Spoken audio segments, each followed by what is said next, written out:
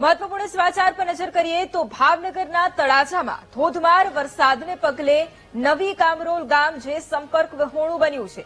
ગામની બંને બાજુની નદીમાં પૂર આવતા ચારેય તરફ પાણી જ પાણી છે। નદીના પાણી ગામમાં વહેતા થતા લોકો પણ હવે પરેશાન થઈ ઉઠ્યા છે।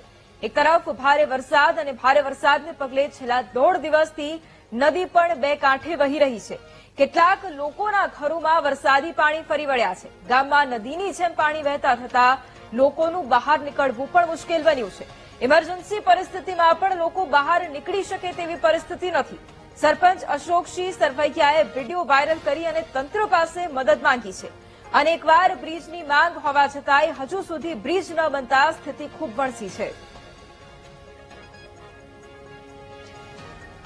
તો ભાવનગરના આ દ્રશ્યો છે કે જ્યાં તળાજામાં એક તરફ ધોધમાર વરસાદને પગલે નવી કામરોલ ગામ કે જે સંપર્ક વિહોણું બન્યું છે। ગામની બંને તરફ નદીમાં પૂર આવતા ચારે તરફ પાણી જ પાણી છે। લોકો ઘરની બહાર નથી નીકળી શકતા।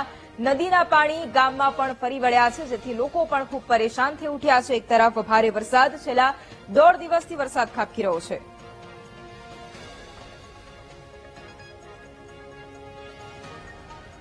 ભાવનગરના ગ્રામ્ય વિસ્તારમાં પણ ધોધમાર વરસાદ ખાબક્યો છે। પાલીતાણા, તળાજા અને મહુવામાં અનરાધાર વરસાદ ખાબક્યો। તળાજા પંથકમાં નદીઓ ગાંડીતુર બની છે। પાલીતાણાના રાજપરા ગામમાં ભારે વરસાદથી નુકસાન થયું છે। ધોધમાર વરસાદને પગલે મોટા ભાગની નદીઓમાં પૂર પણ આવ્યું છે। ભાવનગરના આ દ્રશ્યો ગ્રામ્ય પંથકમાં અવિરત વરસાદ ખાબકી રહ્યો છે। પાલીતાણા, તળાજા અને મહુવામાં અનરાધાર વરસાદ ખાબકી રહ્યો છે। તળાજા પંથકમાં નદીઓ પણ ગાંડીતુર બની છે। પાલીતાણાના રાજપરા ગામમાં એક તરફ ભારે વરસાદથી પાક નુકસાની અને ધોધમાર વરસાદને પગલે મોટા ભાગની નદીઓમાં ઘોડાપૂર આવ્યું છે।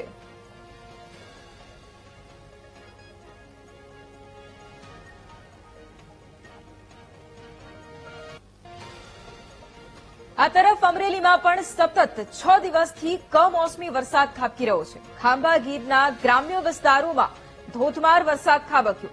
પીપળવા, ઉમરિયા સહિતના ગ્રામ્ય વિસ્તારોમાં ધોધમાર વરસાદ ખાબક્યો। ઉપરવાસમાં ભારે વરસાદને પગલે ધાતરવડી નદી ગાંડીતુર બની છે। સતત વરસાદને લઈ ખેતરોમાં રહેલો પાક પાણીથી તરબોળ થયો છે। કુદરતી આફત સામે જગતનો તાત હવે લાચાર બની ગયો છે। સૌરાષ્ટ્ર પંથકમાં અવિરત વરસાદ। અમરેલી જિલ્લામાં પણ 6 દિવસથી કમોસમી વરસાદ વરસી રહ્યો છે। ખાંભા ગીરના જે ગ્રામ્ય વિસ્તારો છે ત્યાં અવિરત વરસાદ વરસી રહ્યો છે। ધોધમાર વરસાદને કારણે ગ્રામ્ય પંથકમાં ઠેર ઠેર પાણી ભરાઈ ગયા છે। પીપળવા, ઉમરિયા સહિતના ગ્રામ્ય વિસ્તારોમાં વરસાદી પાણી ભરાયા। ઉપરવાસમાં એક તરફ ભારે વરસાદને પગલે ધાતરવડી નદી પણ ગાંડીતુર બની છે। એક તરફ સતત વરસાદને લઈને ખેતરોમાં રહેલો પાક છે તે પાણીમાં તરબોળ થઈ ગયો છે। કુદરતી આફત સામે જગતનો તાત લાચાર બન્યો છે।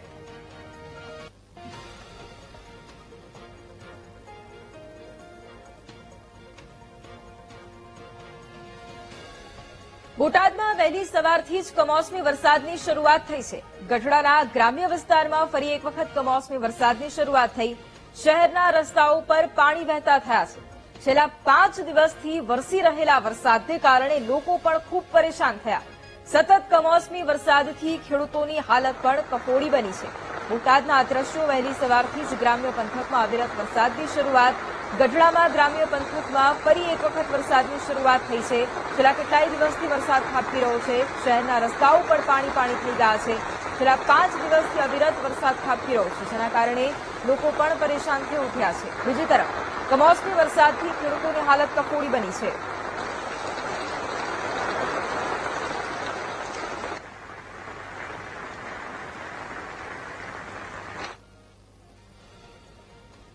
આ તરફ વડોદરામાં પણ સતત ચોથા દિવસે કમોસમી વરસાદ ખાબક્યો છે। વહેલી સવારથી જ અનેક વિસ્તારોમાં ધોધમાર વરસાદ ખાબક્યો છે।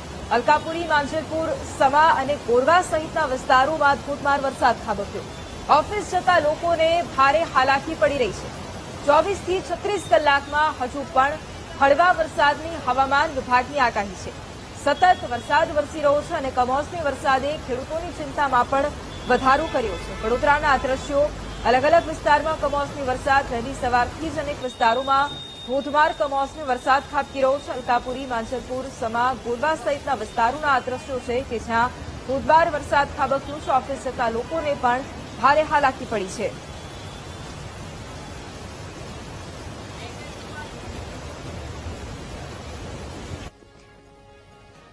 તો આ તરફ ભાવનગરના ઘોઘા તાલુકાના ભાખલ ગામે પણ 2 દિવસથી વરસાદ વરસી રહ્યો છે, જેના કારણે ખેડૂતો સંકટમાં ઘેરાયા છે.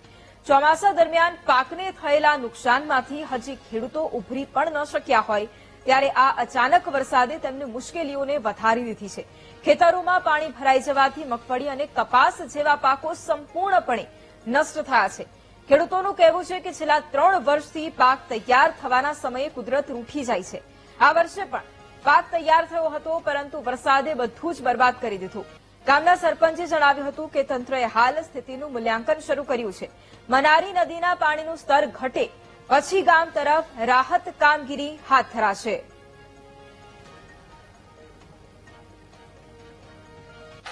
નુકસાનીમાં તો માલનો સારો, પછી કપાસ, સિંગ, કેળ પુષ્કળ નુકસાની, એમાં કઈ લેવાનું નથી.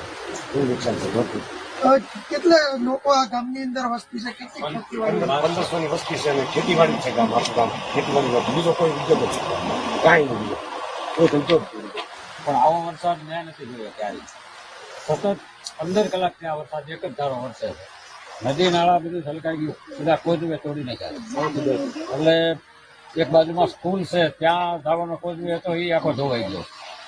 એટલે વરસાદ, ભયંકર વરસાદ પડ્યો. આ છેલ્લા 15 કલાકથી વરસાદ વરસે છે એક જ ધારો.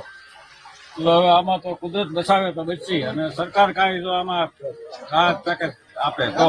ખેતીવાડીની અત્યારે સ્થિતિ એવી ખરાબ છે કે અત્યારે કોઈ રસ્તા, અત્યારે નદીઓ નારામાં ફૂલ પૂર છે, કોઈ પોતાની વાડીએ જઈ શકે એમ નથી. અને વાડીએ પાથરા બધાના પલ્લી ગયેલા છે, કેળો પડી ગઈ, કપાસમાં પણ કાંઈ લેવાપણું નથી. એક પણ વીણ ખેડૂતોએ ઉતારી નથી, અને ઉભા કપાસ છે એ બળીને સુકાઈ જવાના છે, એમાં કાંઈ લેવાપણું. પાથલમાં મકાન પડી ગયા 3-4 હાવ, અને ગરીબ માણસો બહુ તકલીફ છે. પાણીની પરિસ્થિતિ, કોઈ રસ્તા બધા બંધ છે. આવ પૂરી પરિસ્થિતિ ખરાબ. સરકારને કહ્યું કે ભાઈ કોઈ જગ્યાએ સારી સહાય આપો, કેટલું દેવું માફ કરે. રસ્તા બહુ ખરાબ છે. 2-3 મકાન પડી ગયા દેખાડ્યું આપણે પાકલની અંદર, અને પાણીમાં કઈ રસ્તો જોઈને સવારના માણસો વાડીએ છે, અને ઘરે ઘરે કોઈ બહાર ગયું નથી.